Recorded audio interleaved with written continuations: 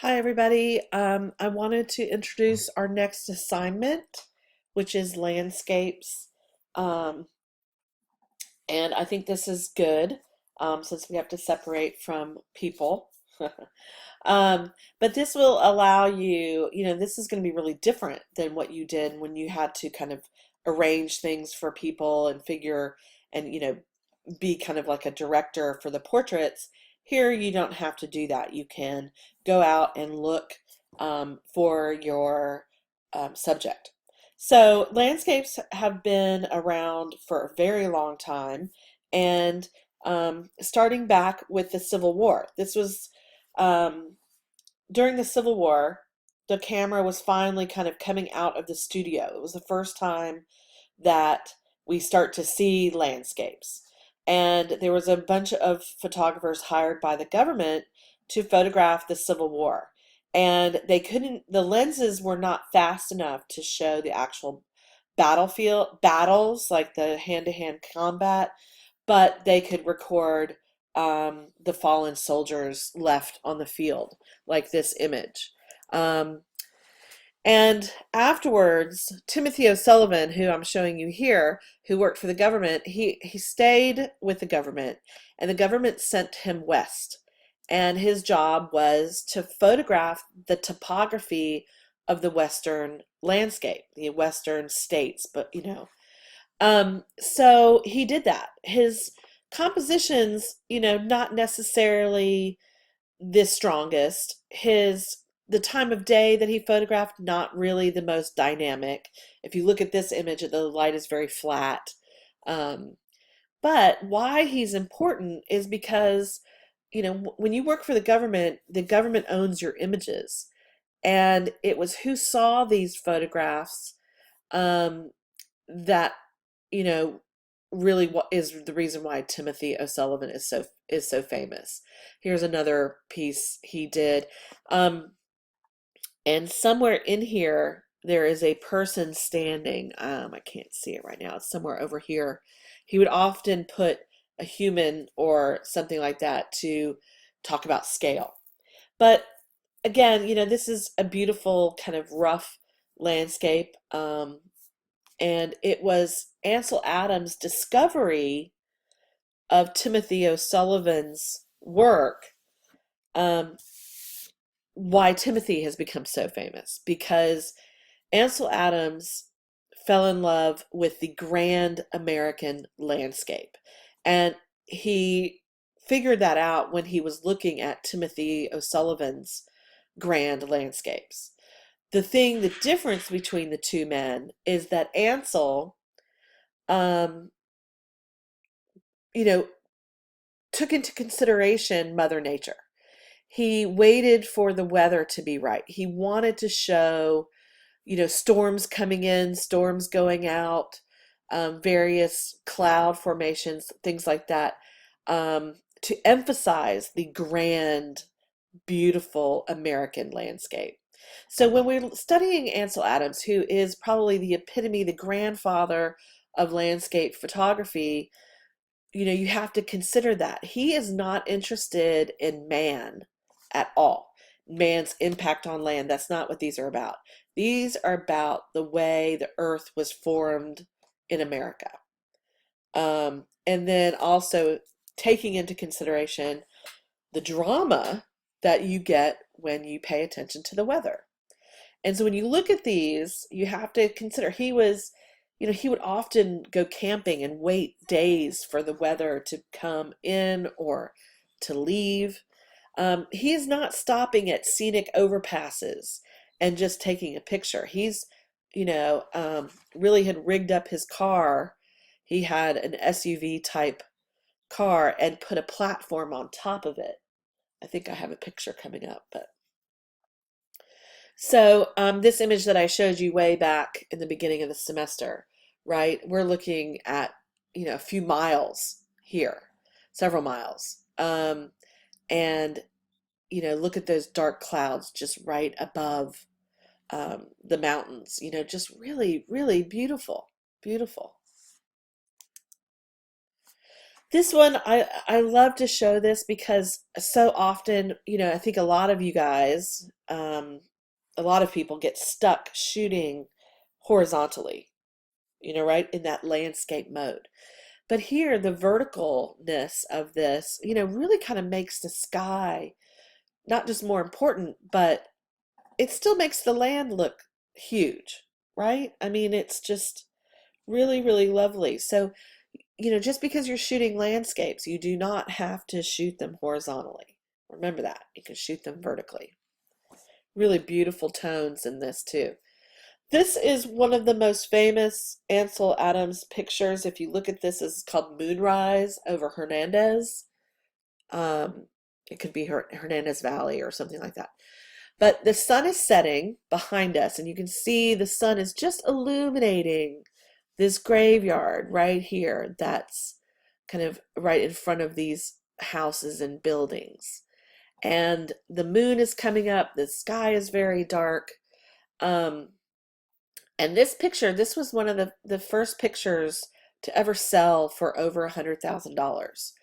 And Ansel, who's known for waiting days for a portrait, had seen this. He was driving home from shooting and he saw this light and he had just enough time to take one picture. And it's interesting to me that the one picture that he took and he didn't have even time to do a light reading was the first one that sold for the amount of money. I mean, he was a meticulous photographer, would often take many, many negatives, and his negatives are 8 by 10. So large scale format, sometimes 4 by 5, but always larger formats. And just beautiful imagery. And everything's very Americana. He was, Ansel Adams was an amazing person. I mean, he was really quite talented in many ways. He was a concert level pianist, like he could play the piano, and he turned to photography. He could have really gone either way. But he formed a group of photographers called the F64 group, and they only ever took pictures using the f-stop 64. There were many very famous photographers among those groups, and he really wanted to share his information, so he wrote books and taught classes on how to print and how to expose your negative. If you guys have ever heard of the zone system, that's Ansel Adams and the F64 group developed a way to expose your negatives um, for the shadows and develop for the highlights. So um, really, really meticulous, photographer, how to get the best negative possible. And just lovely, sometimes even here where it's a big space, it still feels kind of small because he's focused on the bleached branch that's in the foreground. And yet we can see the opposite side of this river or lake. Really beautiful. Now, Edward Weston is a contemporary of Ansel Adams. Um, Ansel, I should say before we move on, he he was an avid conservationist. He's one of the reasons why Yellowstone became a national park. He was a founding member of the Sierra Club. He really did want to preserve nature, um, and kind of lived in the western states. Um, Spent a lot of time, in Colorado and um, Arizona. And California, those kind of places.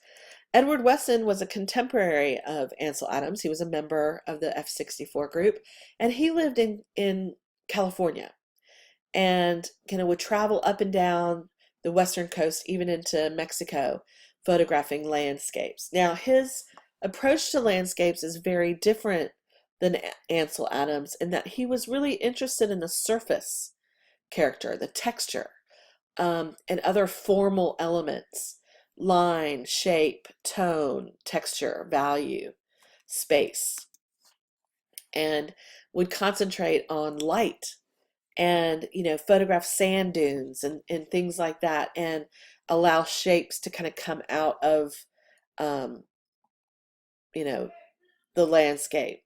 So you can see here the shadows, they start to kind of look like other things. Um, this is one of my favorites, and I think it's because down along this area, it kind of almost looks like the evolution of man. I know it's not, but it just kind of looks like that. But again, we're looking at shape and texture and all of that I think is really interesting. So if you're going to go to the beach, which, can be very cliche to go and photograph the beach and the piers and things like that, maybe take a look at other things you see around the beach. We do have some dunes. We do have the sand certainly will have texture, and without people walking on it as much as they typically do, that could be really kind of interesting.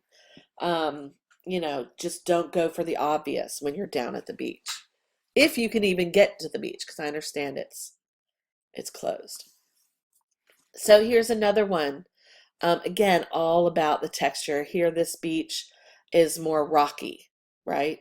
And we really kind of don't have any idea about the scale that's going on here, but the texture of the rock formations, different parts of California have different types of beaches. So, um, fortunately, we have all kind of sandy beaches, but yeah, I just love these images. So different looking. So even just a corner of a beach where water is coming in and going out, um, you can just look at the surface quality of land or water.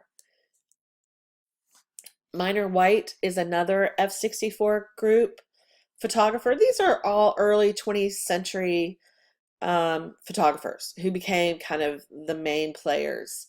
Minor White was more of a surrealist. He was into metaphysical aspects of life and photography and philosophy, and he lived in Maine, so the landscape in that part of our country is very different, right? So his attitude was the same. He's shot with the F64. Everything's in focus.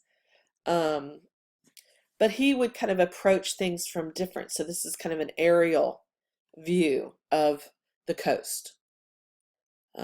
Much more rocky images, right? More abstracted rock formations. Now, I like to show this image because I want to ask you, do you think this is a landscape? You know, um, I think that it's on the edge. I want you to kind of experiment with that. You can push these ideas as far as you want. If you think this is a landscape, if you think this defines a place or a space, then take pictures like this. I kind of feel like it's a little bit more architectural than landscape, but you know, don't be afraid to push yourself. There are a lot of people are landscape photographers. A lot of people who come to Wilmington take pretty pictures of Wilmington.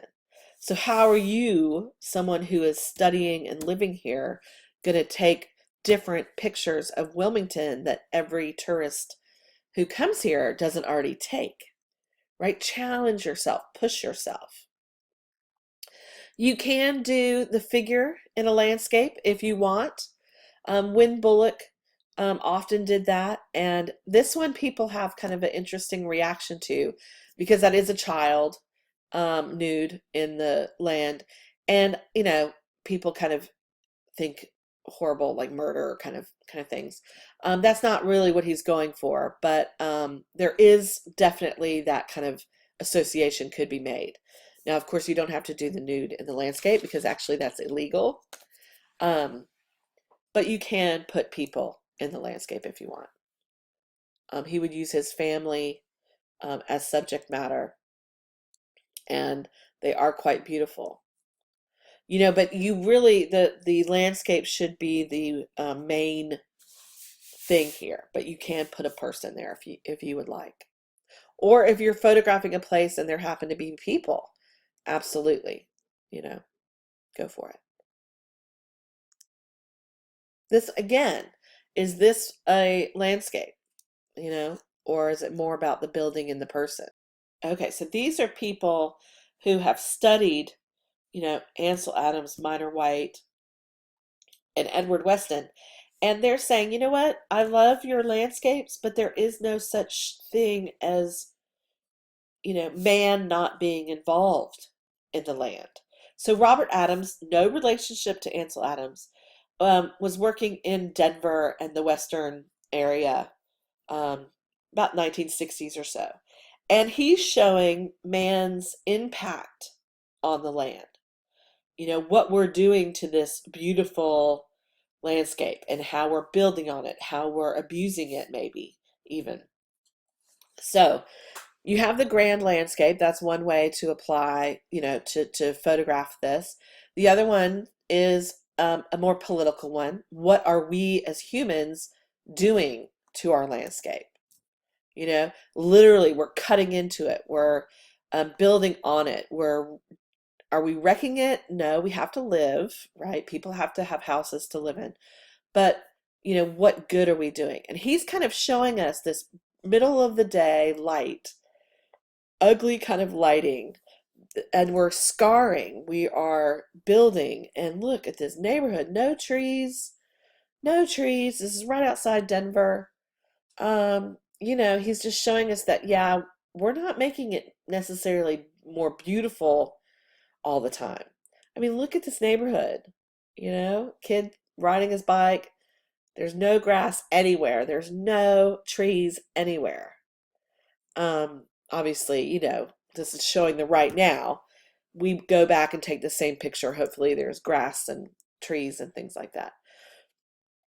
But you can do that. You can photograph houses. You can photograph how we as human are interacting with the space, with the ground, what we're, how we're living, how we're using it, are we abusing it, whatever. So that's a completely fine way of tackling the landscape. Who's winning, man or nature?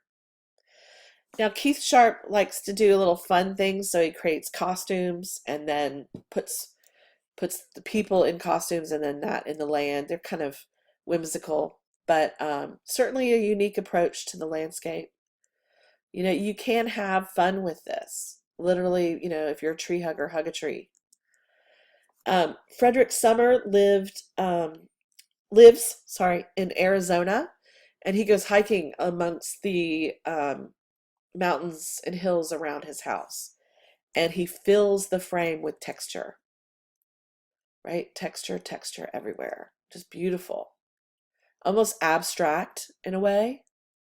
So not showing a horizon line, but showing us the ground, the mountains, the texture. He also has another group of stuff because he will photograph objects that he finds on his walks. These discarded pieces. This looks kind of religious almost, I think. I don't know why I say that, but. And then he came across a bunch of dead coyote. They must have eaten something bad because it seemed like they all died together. Here again, this is, recycling, our impact on nature. Right, again. Oops. Another doll's head. Crazy, creepy. Now, Richard Long, there is a movement of photographers. Richard Long is a environmental land artist. So what he did here, and this is in Peru, he walked a mile, and as he walked, he kicked stones away from his path, and he made this straight line. And he walked back along the same straight line, continuing to kick stones, and then he went back up and took a picture of it. So what he's done here, this is called the altered landscape. He has changed it. Now he has not harmed anything just by moving rocks around. Wind, animals, whatever will move those rocks back again. This line will not be this pristine for very long. And he is not harming the environment, but he just changed it. That is a completely normal way or accepted way of doing a landscape. Think about if you are going to go to the beach, maybe you create some design and then you photograph that. You alter the sand somehow. Here he walked back and forth on a lawn. If you do that enough times, it presses the grass down, right? And therefore that created his line. Here he arranged, um, sticks or pieces of wood that had come up on the shore. We don't get those so much in Carolina, in North Carolina, but again, he created this circle. He's not using any nails or hammers or hammers, string or anything to tie them together. The wind, the um, water will move them around, but he just altered it for the sake of this photograph. You cannot harm anything in doing this. You have to you work with nature, but it doesn't harm it. Love this. It's a fun idea too because you can do this approach anytime you are traveling as well. Make it a goal or a ritual that you do.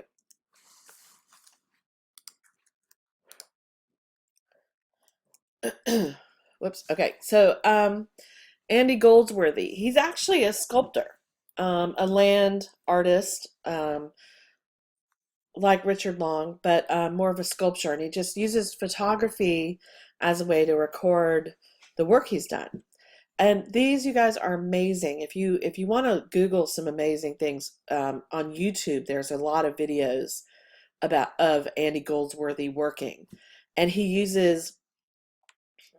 doesn't use anything man-made. Everything is placed together, wet, or he wedges them together.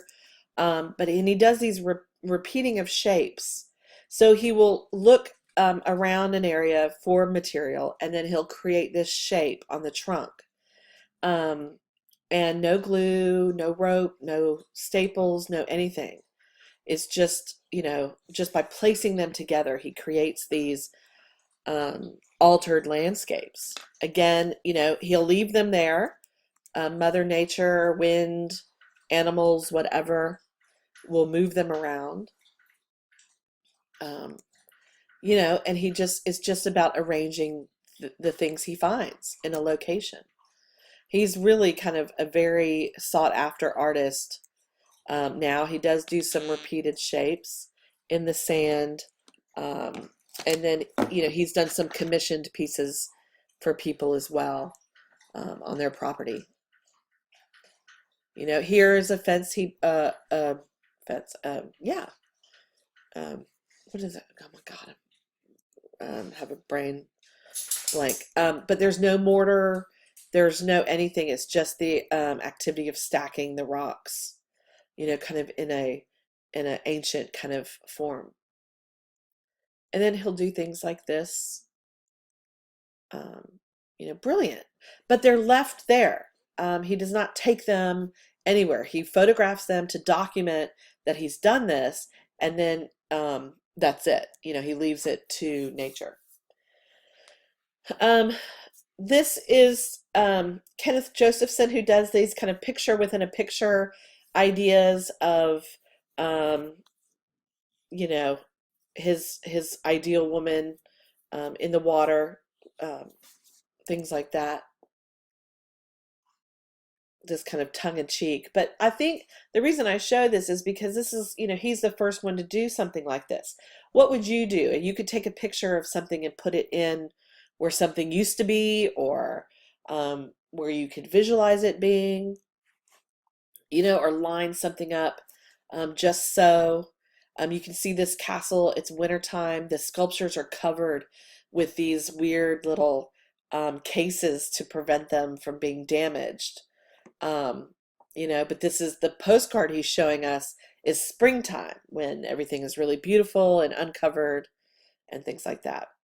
So, one thing I don't want you to forget is you have to think about lighting. And so I'm showing you some student work that I thought was fairly interesting. You know, um, it has to be about a place or a space. Even an empty baseball field, community baseball field could be that.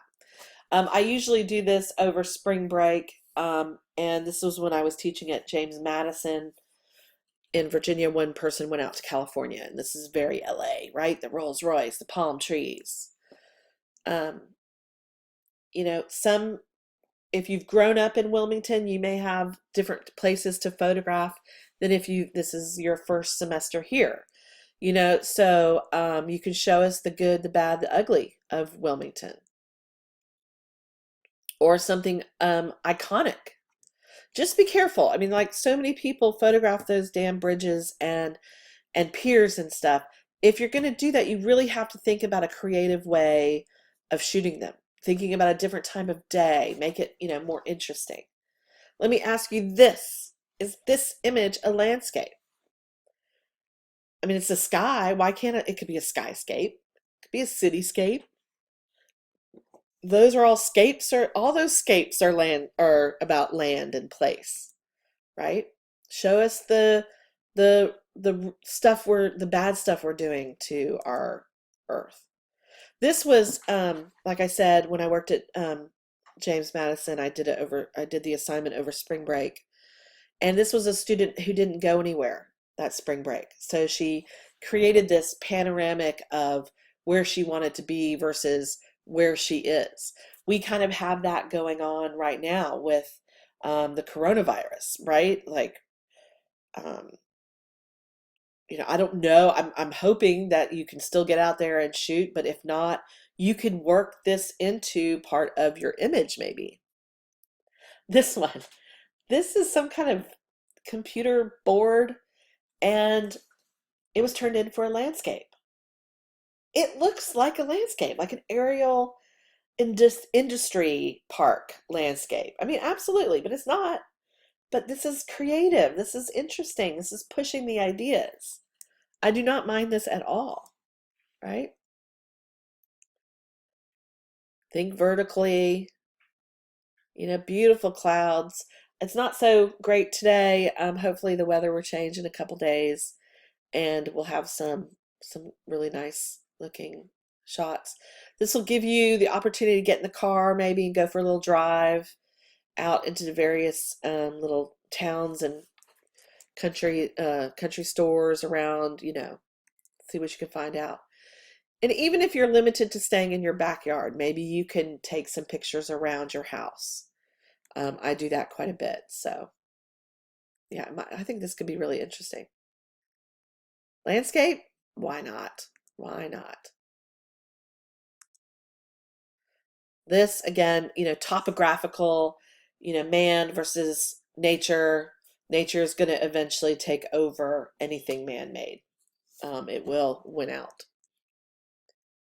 Waterfalls. This was up in the mountains here. Um, I don't know exactly where. And this is towards Fort Fisher.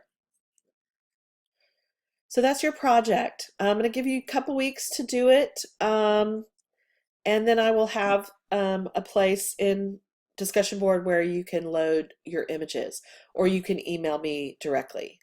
So have fun with it. Think about lighting. Think about composition. All that stuff. You're going to have to do that in camera because we're not going to have, you don't have the software to crop and things like that. So be very mindful of your composition when you're shooting. All right, you guys, good luck.